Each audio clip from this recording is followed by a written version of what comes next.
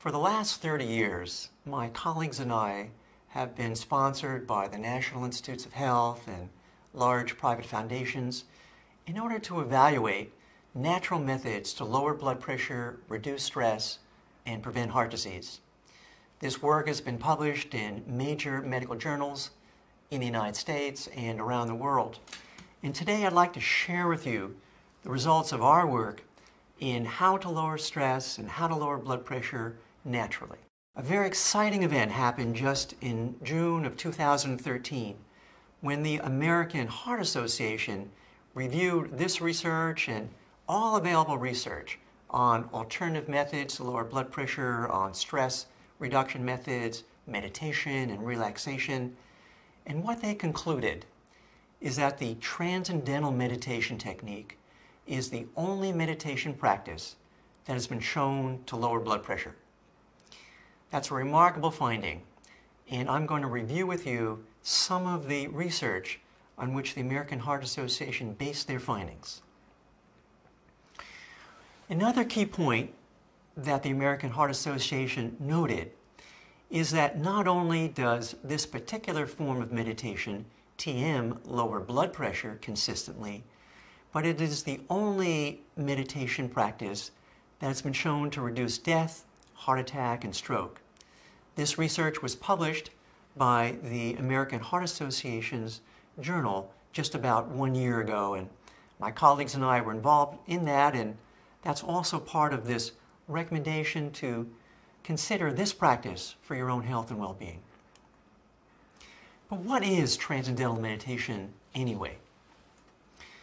This meditative practice is described as a simple, natural, and effortless technique to allow your active thinking mind to become more quiet, to become more settled, until a person experiences a silent inner state. This silent inner awareness has been called Transcendental Consciousness or pure consciousness. Scientists like to call it a least excited state of awareness, where a person is awake but not thinking. And there are dramatic physiological correlates of rest associated with this state of deep rest and alertness on the level of the mind, so it's been called a state of restful alertness. Physiologically, the brain shows high levels of alpha EEG activity and high levels of coherence or synchrony between different parts of the brain, which is unique with this form of mind-body practice. Physiologically, there are lower levels of stress hormones, lower levels of metabolic activity, lower activity of the sympathetic nervous system, which is the stress-related part of the nervous system, all indicating a state of deep rest on the level of body, along with this relaxed, wakeful state on the level of the mind. And many doctors and scientists think of this as a fourth major state of consciousness, this state of restful alertness, which is different from waking, dreaming, and sleeping, but which is very beneficial for health and well-being. This is a study that my colleagues and I did more than 25 years ago. It's a classic study where we recruited 102 subjects with high blood pressure, and we randomly assigned them to 3 groups. One group participated in a standard education control intervention where they learned about conventional methods to alter their diet and exercise more. The second group learned a conventional relaxation technique called progressive muscle relaxation. The third group learned Transcendental meditation. And both of the active groups practice at home for 20 minutes twice a day, sitting in any comfortable position, and easily integrated it into their normal daily routines. Here are the results. After 3 months, there was essentially no change in the education group. The relaxation group had a small reduction in their blood pressure. The Transcendental meditation group, however, had a large change, a relatively large change, in their systolic blood pressure and in their diastolic blood pressure, which was twice as great as with the relaxation group. These results were published in the top journal in the field of high blood pressure called Hypertension, and showed in a strong scientific setting, probably for the first time, that an effective mind-body practice could lower blood pressure as much as some medications for high blood pressure, and that could start after 1 month and be consistent over several months' practice. Over the ensuing 20 or 25 years, there have been many studies on TM and other relaxation and stress management practices for their effects on blood pressure. And recently, all of these different studies on a variety of techniques were reviewed in a study of all the studies called a meta-analysis. And this was published in a top medical journal, and the results showed that when you look at the strong, scientifically conducted studies, that muscle relaxation, stress management, many biofeedback techniques and combinations of treatments just don't have significant effects in reducing blood pressure. However, when you look at multiple studies and put them all together, transcendental meditation continued to be effective in lowering blood pressure where the others weren't. And this meta-analysis or study of all the studies was one of the key sources of information that the American Heart Association used when it conducted its review and published its findings on the distinctive effectiveness of TM. Now, stress and anxiety are very much related to high blood pressure and may contribute to heart disease and other conditions as well. A group based at Stanford University reviewed all the published scientific literature on anxiety. And this was another meta-analysis, a big study of all the other 146 studies on various meditative and relaxation practices. And what they found is that there was some effect in reducing anxiety with some relaxation techniques, some biofeedback techniques, various meditation practices. However, on average, most of these practices had results that were the same, or in some cases, less than placebo. Yet, when you look at the studies of transcendental meditation, the effect was about twice as great in reducing anxiety as for other relaxation techniques. Why could this be? Physicians and scientists believe that it's because that during this meditative practice, people experience this state of restful alertness, this state of inner silence associated with this brainwave coherence and this very restful state of physiology. It's that unique state, that fourth state of consciousness or fourth state of physiology, we can say, that seems to be responsible for these effects on anxiety and probably effects on blood pressure and other health outcomes. In the past year, a group in Europe did a revised or an up-to-date analysis of all the available literature on psychological stress and mental health with various meditation practices, looking at the strong scientific studies. And in this study, which came out again just in the past few months, transcendental meditation was significantly more effective in improving psychological health and reducing stress than studies of mindfulness meditation or other meditation practices. About 5 years ago, my colleagues and I conducted a study in another high-stress group. These were college students at American University in Washington, D.C. And we and our collaborators randomly assigned half the subjects to practice TM for a semester and half the subjects to continue their normal studies. And what we found using standardized psychological testing is that the students who were practicing TM for a semester had significantly lower levels of anxiety, significantly lower levels of depression, lower levels of anger and hostility, along with improvements in coping ability. That means they were able to cope with stress in their daily lives more effectively, and they show that in reduced levels of psychological stress, anxiety, depression, anger, and hostility. And furthermore, these changes in psychological stress were correlated with lower blood pressure in the subjects who were at high risk for high blood pressure. There are other risk factors for heart disease. One of them is called insulin resistance. This is a condition found in many people who are overweight, which is more than half of the American population, and also people who have high blood pressure.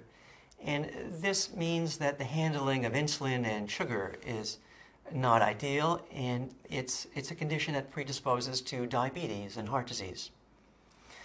Our colleagues at Cedars-Sinai Medical Center, along with our institute, with funding from the National Institutes of Health, conducted a clinical trial, a strong scientific study on the effects of TM in heart disease patients compared to conventional health education.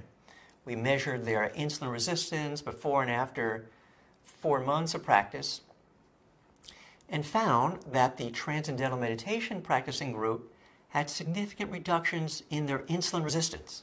And in this case, lower is better, because when you're not resisting your own insulin, that means you're processing your own glucose, your own body sugar, your own insulin better, and then you have less tendency for diabetes and heart disease. This was published in the American Medical Association's journal, The Archives of Internal Medicine. Now, the American Heart Association, again, just within the past few months, reviewed this literature on blood pressure. They also reviewed the literature on long-term effects of meditation, and they reported that lower blood pressure through transcendental meditation practice is also associated with substantially reduced rates of death, heart attack, and stroke. Let me show you where that came from. This was a study that took us 10 years to conduct and sponsored by the National Heart, Lung, and Blood Institute, which is part of the NIH. This was done in Milwaukee, based at the Medical College of Wisconsin. And in this study, our collaborative team recruited about 200 patients with heart disease, assigned half of them to a conventional education program, half to practice TM for 20 minutes twice a day, all continued their usual medications and saw their doctors as normally. And then we followed them for more than 5 years on average, although it took us more than that to do the whole study, but each subject was followed individually for more than 5 years.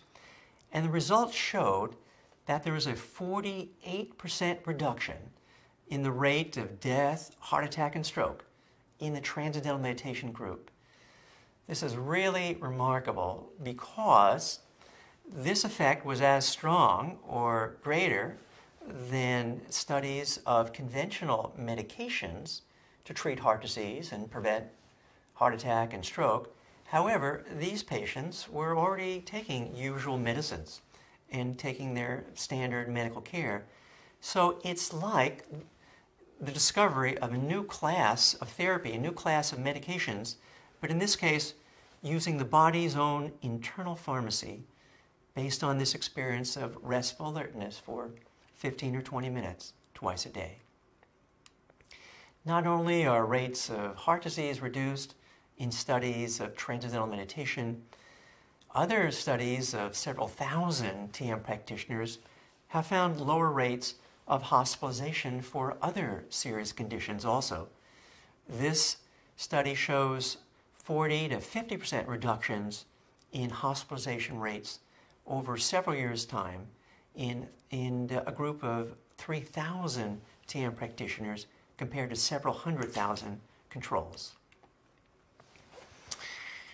Recently, the Wall Street Journal reviewed all this information on meditation and health, and what they concluded is that it should be doctor's orders, 20 minutes twice a day of meditation to prevent heart disease, lower blood pressure, lower stress, and improve your health. And I agree with the Wall Street Journal that anyone with high blood pressure, with stress and anxiety, or any risk factor for heart disease should consider this practice of TM for their own health and well-being. Questions from the audience. First question, will my blood pressure drop immediately after learning TM, or will I have to wait? Based on my clinical experience and that of other doctors and practitioners, I would say that many people who learn TM report that they experience immediate benefits in their psychological health and reduction in stress, reduced blood pressure, and improved well-being. Scientists have done studies looking at monthly measurements of blood pressure, and in those studies, blood pressure begins to go down measurably in groups on the average after even 1 month, and continue to 2 months, to 3 months, and even long term. So I would say that the benefits for many people can be immediate, and then over time, they can be even cumulative. Second question, may I discontinue my medications after learning TM? Again, continue to work with your doctor or healthcare professional, and as your blood pressure drops with TM practice, then you can coordinate with your doctor or healthcare practitioner to adjust your medications properly. Next question. I've been hearing about mindfulness meditation. How are the effects of TM different from it? Based on the research that I've seen, there are some effects of mindfulness meditation, particularly in the mental health or psychological health arena. However, when you look at the physical health arena, the American Heart Association has pointed out in particular that transcendental meditation is the only meditation technique that's shown to reduce blood pressure, and they particularly commented about other meditation techniques, including mindfulness, and said that either the data shows no change in blood pressure or there's just not enough information to tell. So if you want to go with the scientific evidence in the blood pressure area, in the heart disease area, then TM appears to be the most effective technique, and that's what the AHA is saying in the BP area. In terms of psychological health, there is recent meta-analysis data, that means a study of all the studies, which is just published recently, which shows that while mindfulness does have studies showing improvements in psychological health, the effects of TM practice are significantly greater in improving psychological well-being and reducing mental stress. Next question. I've tried other meditations and they're not very easy. Can I do TM? Over the past couple of decades, in many studies, we've worked with people of lower socioeconomic status, people who are low income, people who are low education, people who are high income, and people high education. We work with younger people, we work with older people. And what we found in our studies and projects is that anyone can practice transcendental meditation. It seems to tap into an inherent ability in the human nervous system, in everyone's physiology, to experience this state of restful alertness, to settle down and relax, and yet stay awake. So I would say, based on my experience, anyone can do it, and I haven't heard of anyone who can't. Next question, can children and teens with stress and anxiety practice TM? There have been studies on school children done at the Medical College of Georgia and in other places showing that transcendental meditation can be incorporated into a school routine. In these projects, children come in and their first class of the day, their homeroom class, is meditation with TM for 10 minutes, and then the last class of the day is TM. Studies have been done in schools where there are many ADHD children or children suffering from that disorder. And in those schools, children learn very well this practice, and they even have reductions in their ADHD symptoms and other symptoms of stress and anxiety. So yes, children and teens can learn the practice according to the published studies and do show benefits, both in terms of lower blood pressure, lower heart disease risk, and reduced stress. And remember that heart disease begins in childhood. We have such a an increase in rates of overweight and rates of high blood pressure, even in children now, and rates of stress. And that has effects not only on the children's quality of life at the time, but that will have great effects on their health over the next 10, 20, or 30 years. So yes, they can, and yes, the data suggests that they would have a lot of benefit, both short-term and long-term, from practicing this technique.